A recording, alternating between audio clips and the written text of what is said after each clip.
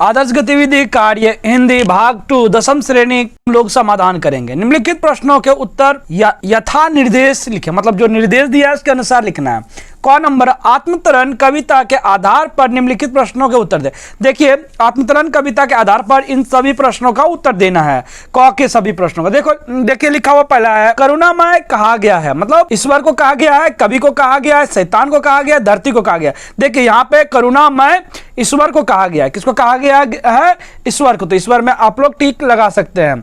उसके बाद देखिए दूसरा नंबर, आत्मतरण कविता का हिंदी में अनुवाद किसने किया था? देखिए हिंदी में इसका अनुवाद हजारी प्रसाद द्विवेदी जी ने किया था। तो देख लीजिए, ख नंबर ऑप्शन है हजारी प्रसाद द्विवेदी जी। नंबर 3, कवि गुरु रविंद्रनाथ ठाकुर का जन्म हुआ था पश्चिम बंगाल, उड़ीसा, बिहार, नेपाल। तो रविंद्रनाथ ठाकुर जी जो थे ये थे पश्चिम बंगाल के, तो आप लोग पश्चिम बंगाल इसमें टिक कर दीजिए। उसके बाद देखिए क्वेश्चन है, धूमकेतु निबंध के आधार पर नीचे लिखे प्रश्नों के उत्तर। देखिए उत्तर दो बार लिखा है, एक बार लिखिएगा उत्तर लिखे। तो देखिए पहला नंबर क्वेश्चन है, पाश्चात्य ज्योतिष में धूमकेतु को क्या कहते हैं? धूमकेतु को क्या कहते हैं, इसके बारे में लिखना है। देखिए इसका आंसर होगा, पाश्चात्य ज्योतिष में धूमकेतु को कॉमेट कहते हैं। क्या कहते हैं इसको? खाली कॉमेट लिखने से हो जाएगा। ख का 2 नंबर, हेली का धूमकेतु किस ईस्वी सन में पृथ्वी और सूर्य के समीप आएगा? देखिए ये इसका आंसर होगा 2062। हेली का धूमकेतु 2062 में पृथ्वी के समीप आएगा। क्वेश्चन नंबर 3, नई जानकारी के अनुसार हेली के धूमकेतु के नाभिक की लंबाई क्या है? नाभिक की लंबाई लिखना है तो आप लोग लिख दीजिएगा 50 किलोमीटर है।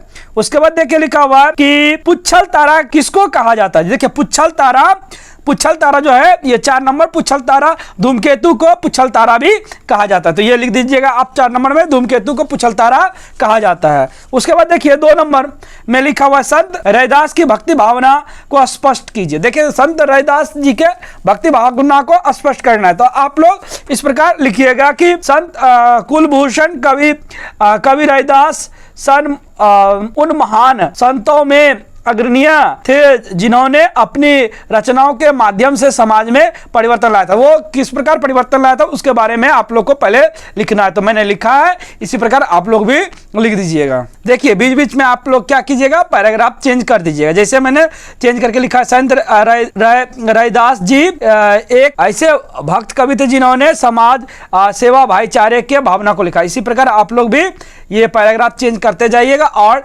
लिखते जाइएगा।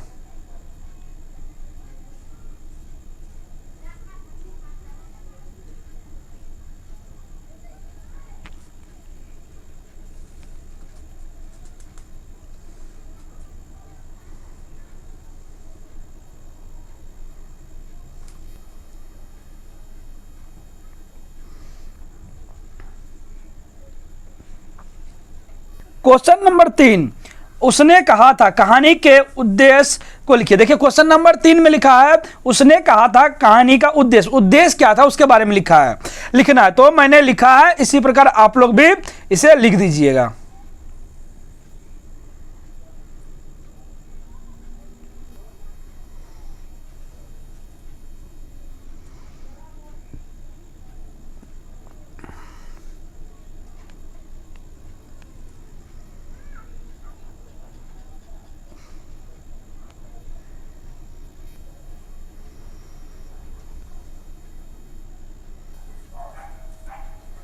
नंबर 4, देखिए इसमें लिखा हुआ है, नन्हा संगीतकार कहानी के सारांश मतलब सार तत्व को लिखिए। सार तत्व को इसमें लिखना है।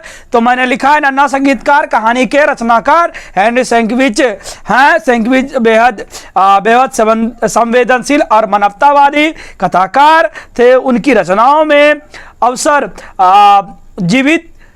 जीवन की बेतरासदी घटनाएं उभर कर सामने आती है जिन्हें हम अनदेखा कर देते हैं। नन्हा संगीतकार अपनी भावी प्रतिभा की उपेक्षा से ही कहानी है हमें यह सोचने को मजबूर कर देती है कि किस प्रकार हमारे समाज में परिवर्तन लाना आज भी जरूरी है। इसी बारे में मैंने लिखा। इसी विषय में आप लोग भी आराम से इसे लिख दीजिएगा।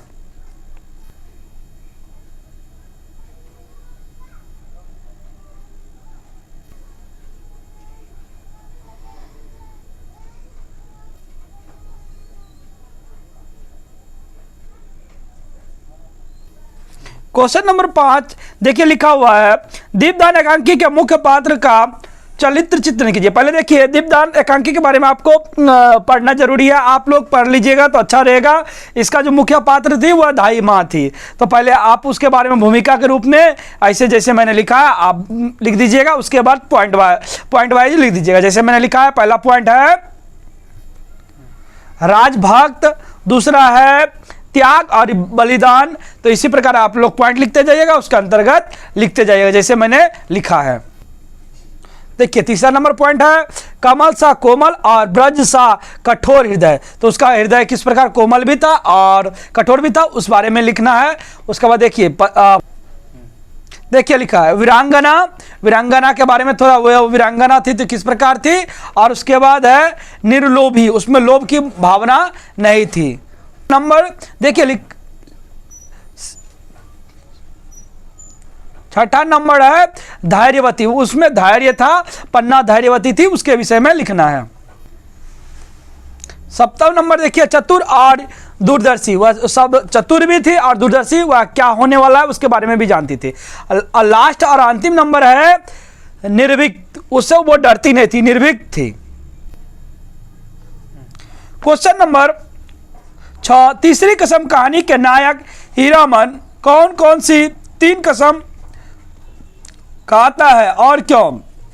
वो देखिए हीरामन 3 कसम खाता, उसी विषय में लिखना है। तो कहानी आप लोग सर्वप्रथम पढ़िएगा, उसके बाद पता चलेगा कि वह क्या क्या कसम खाता। पहला कसम था कि वह चोर बाजारी का सामान नहीं ला देगा, और दूसरा कसम था कि वह बांस नहीं ला देगा, और तीसरा कसम था नौटंकी के औरत को लदनी वह नहीं करेगा। तो यह पहले तीनों लिख दीजिएगा जैसे मैंने लिखा है, उस प्रकार आप लिख दीजिएगा, और उसके बाद पैराग्राफ चेंज करके मैंने जिस प्रकार लिखा है उसी प्रकार आप लोग भी लिख दीजिएगा। देखिए उन्होंने पहली कसम क्या खाई थी, ये मैंने लिखा है पहली कसम के विषय में।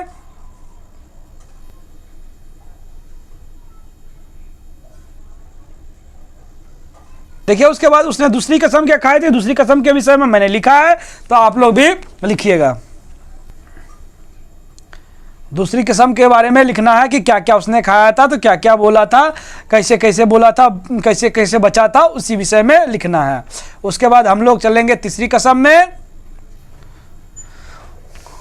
हीरामन क्या तीसरी कसम खाया था, तीसरी कसम के बारे में ये इस पैराग्राफ में लिखा है मैंने, तो आप लोग भी तीसरी कसम के बारे में क्या खाया था उसके विषय में लिखना है। देखिए 7वां नंबर क्वेश्चन है कोरोना महामारी रोकथाम उपचार को ध्यान में रखते हुए 2 मित्रों के बीच के वार्तालाप या संवाद को लिखिए। देखिए यहाँ पे वार्तालाप और संवाद लिखने के लिए बोला है। अभी देखिए कोरोना महामारी बहुत ही जटिल समस्या है जो हमारा देश इसे जूझ रहा है, तो इस विषय में आपको 2 मित्रताओं में वार्तालाप के माध्यम से लिखना है कि इससे इसका रोकथाम किस प्रकार किया जा सकता है। तो इस विषय में मैंने लिखा है, 2 पात्र को लिया है, अंजलि और प्रिया। आप लोग अलग अलग पात्र भी ले सकते हैं, अलग अलग पात्र का नाम ले करके उस विषय में चर्चा कर दीजिएगा जैसे मैंने किया है। आप लोग भी ये हुबहू कर सकते हैं।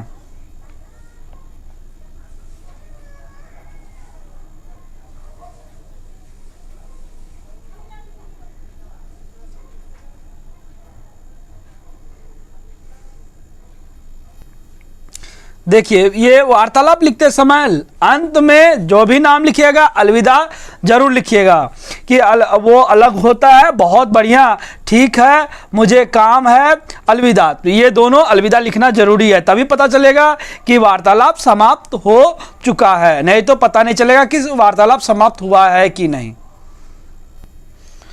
देखिए क्वेश्चन नंबर 8 और अंत क्वेश्चन है वाक्य किसे कहते हैं, संरचना के आधार पर वाक्य के कितने भेद होते हैं, उदाहरण सहित परिभाषा लिखिए। ये देखिए आप लोग के माध्यमिक एग्जाम के लिए भी बहुत ही महत्वपूर्ण है, तो इसे आप लोग अच्छी तरीका से तैयार करके घर में भी रख लीजिएगा। मैंने जैसे कर दिया है कि वाक्य किसे कहते हैं, वाक्य संरचना के आधार पर 3 भागों में बांटा गया है, साधारण वाक्य, मिश्र वाक्य और संयुक्त वाक्य।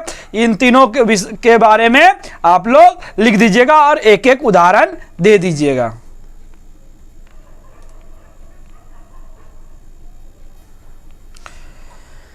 देखिए उसके बाद मिश्र वाक्य के बारे में लिखिए, और लास्ट है संयुक्त वाक्य। ये लिखने के पश्चात देखिए जिनका प्रथम भाग का हल नहीं हुआ है उसका मैंने डिस्क्रिप्शन में लिंक दे दिया है, तो आप लोग प्रथम भाग को भी इसमें देख करके लिख सकते हैं।